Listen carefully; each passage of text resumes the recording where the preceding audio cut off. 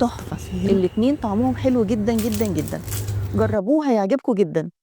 أهلًا بيكم في مطبخ وديدة، البوريك من المقبّلات اللذيذة اللي طعمها حلو جدًا، بس أصلها مش معروف.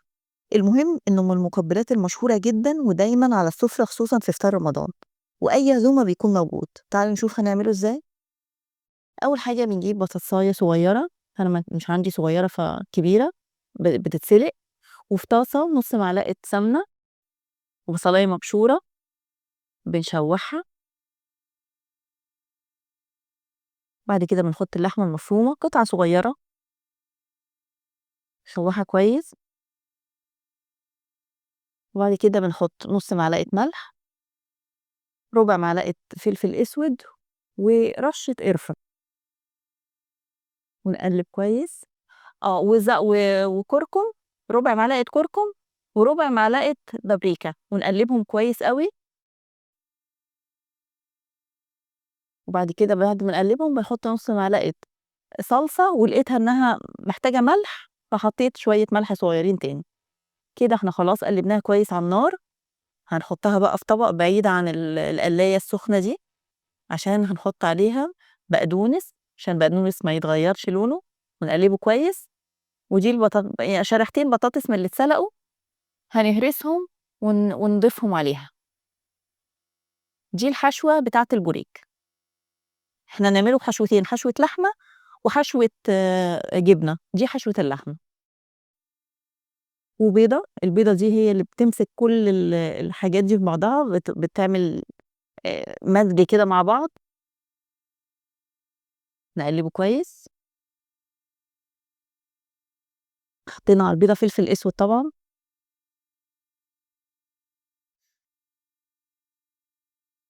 بعد كده هنعمل البوريك بقى، العجينة بتاعة البوريك، كوباية مَيّة، نفس الكوباية عايرناها دقيق، كوباية دقيق، رشة ملح أو ربع معلقة، ومعلقتين نشا، معلقتين كبار نشا، ومعلقتين زيت، زيت عادي عباد.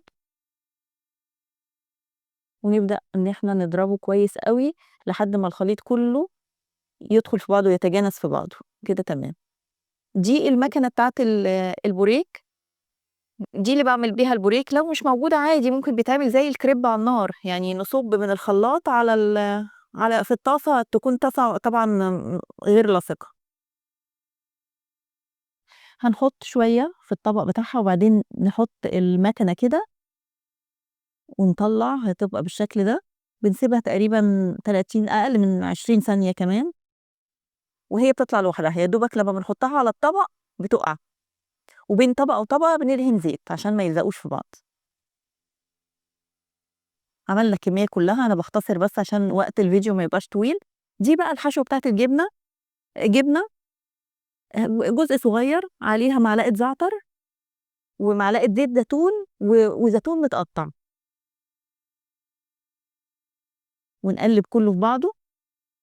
ممكن نحط في الوقت ده فلفل، بس أنا ما كانش عندي فلفل، الفلفل برضه بيبقى حلو جدًا مع الخلطة دي. نقلّبه كويس ونبدأ بقى إن إحنا نحشيه. دي الخلطة بتاعة الجبنة واللحمة. ده البوريك بعد ما خلص، بنجيب أهي بُصّي شكله حلو إزاي، أهو نطلّع واحدة، واحدة عشان في طبقات زيت ما بين كل طبقة وطبقة، فبيطلع بسهولة جدًا زي ما أنتم شايفين. نحط جزء من الجبنة في النُص، مش في النُص، في أول الدايرة، في أول طرف الدايرة كده، وبعدين نلِف ونبرم من الجنبين ونرُلّها زي ورق العنب تقريبًا يعني، نرُلّها كده أهو بالشكل كده، بتبقى طويلة وحلوة.